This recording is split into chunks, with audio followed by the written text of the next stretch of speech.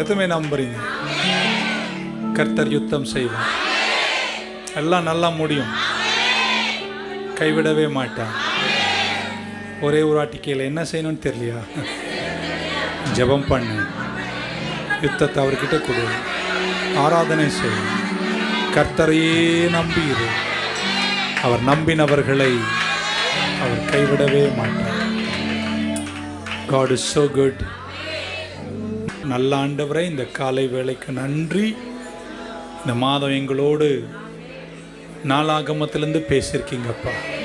ஜோசபாத் என்ன செய்யணும்னு தெரியல என்று கலங்கும் போது தேவனுடைய ஆசாரியன் சொன்ன வார்த்தையின்படி அவர்கள் ஜெபம் பண்ணினார்கள்.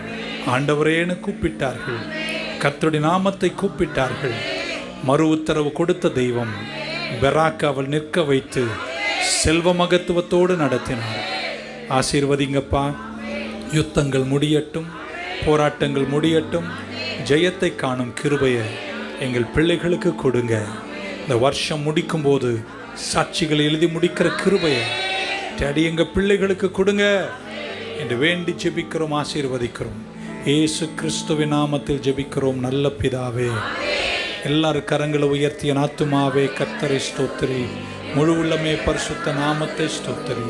ஆத்துமாவே கர்த்தரை ஸ்தோத்திரி.